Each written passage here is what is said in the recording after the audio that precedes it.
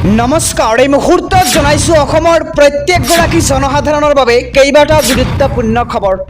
আজি হৈছে 12 জানুৱাৰী। আজিৰ দিনটোতে অসমৰ লগতে ভাৰতবৰ্ষৰ বিভিন্ন প্ৰান্তৰ পৰা কেইবাটা গুৰুত্বপূৰ্ণ খবৰ একত্ৰিত কৰা হৈছে।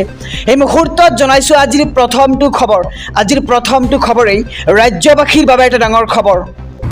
লাইসেন্স লাৰ্ণাৰ ফিটনেছ চাৰ্টিফিকেটৰ বাবে যাব নালাগে এইবাৰ DTO অফিচলৈ।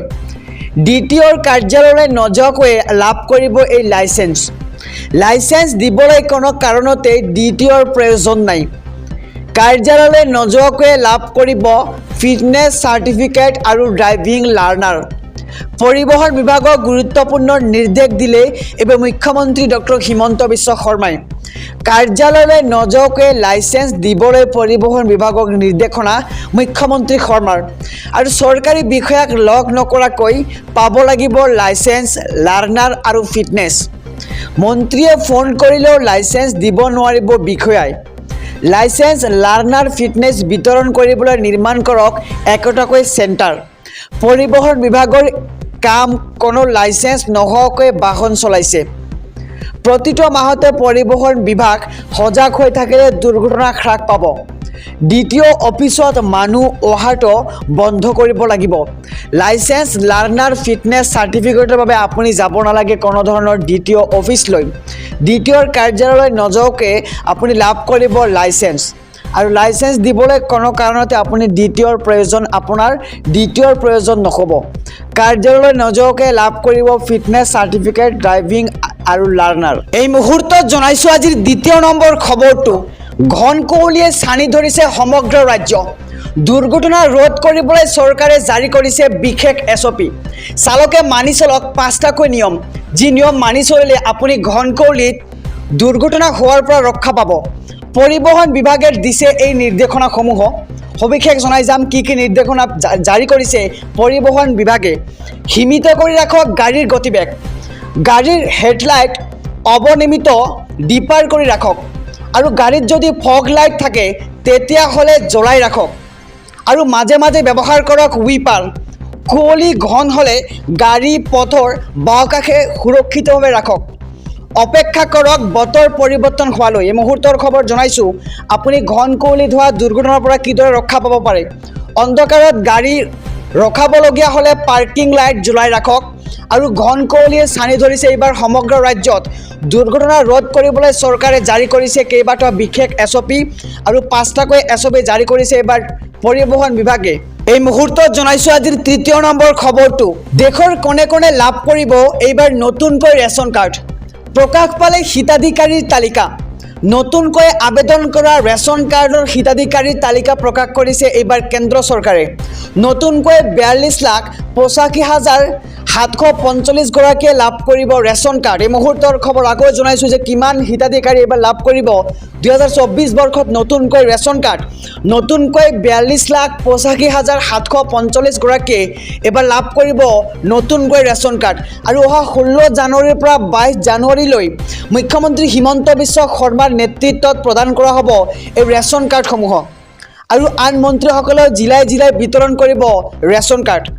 আৰু অহা 17 জানুৱাৰীৰ পৰা 28 জানুৱাৰীৰ ভিতৰত নতুন হিতাধিকাৰীয়ে লাভ কৰিব চাউল। কোনে কোনে লাভ কৰিব নতুনকৈ ৰেচন কাৰ্ড আকৌ জনাইছোঁ খবৰটো যে প্ৰকাশ পালে হিতাধিকাৰীৰ তালিকা। নতুনকৈ আবেদন কৰা ৰেচন কাৰ্ডৰ হিতাধিকাৰীৰ তালিকা প্ৰকাশ কৰিছে এইবাৰ কেন্দ্ৰ চৰকাৰে।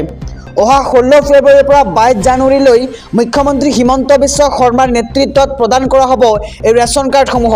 আন মন্ত্ৰীসকলেও জিলাই জিলাই বিতৰণ কৰিব ৰেচন কাৰ্ড। আৰু 17 জানুৱাৰীৰ পৰা 28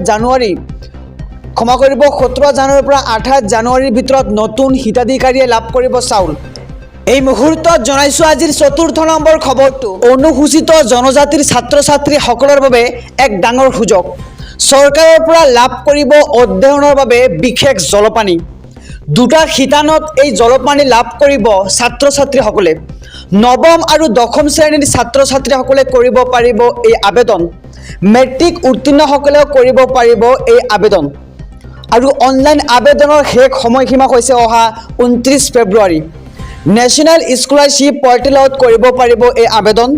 আৰু www.scholarship.gov .inতো কৰিব পাৰিব এই আবেদন আৰু আবেদনৰ বাবে আপুনি মানিব লাগিব কেইটামান নিয়ম আৰু আবেদনকাৰী পৰিয়ালৰ বাৰ্ষিক উপাৰ্জন সৰ্বাধিক 2.50 লাখ অৰ্থাৎ 2.5 লাখ টকা বাৰ্ষিক আয় হ'ব লাগিব আৰু 10 মাৰ্চৰ ভিতৰত অধ্যয়নৰত প্ৰতিষ্ঠানে কৰিব লাগিব আবেদনৰ পৰীক্ষণ অনুসূচিত জনজাতিৰ ছাত্ৰ ছাত্ৰীসকলৰ বাবে এক ডাঙৰ সুযোগ আহিছে আমি খবৰটো সবিস্তাৰে জনাইছো এই মুহূৰ্তত জনাইছো আজিৰ শেষৰ খবৰটো দেশৰ লগতে ৰাজ্যৰ লাখ লাখ কৃষকলৈ আহি গ'ল এক ভাল খবৰ কেতিয়াকৈ একাউণ্টত সোমাব PM কিষাণৰ 16 নম্বৰ কিস্তিৰ ধন আৰু জানুৱাৰী মাহতেই কৃষকে লাভ কৰিব এই 16 নম্বৰ কিস্তিৰ ধন কিন্তু এই ধন লাভ কৰিবলৈ আপুনি কেইটামান বিশেষ কাম কৰিব লাগিব সবিশেষ জনাই যাম 21 জানুৱাৰীত একাউণ্টত ধন সোমোৱাৰ সম্ভাৱনা আৰু আগন্তুক 21 জানুৱাৰীত PM কিষাণৰ 16 নম্বৰ কিস্তিৰ ধন লাভ কৰিব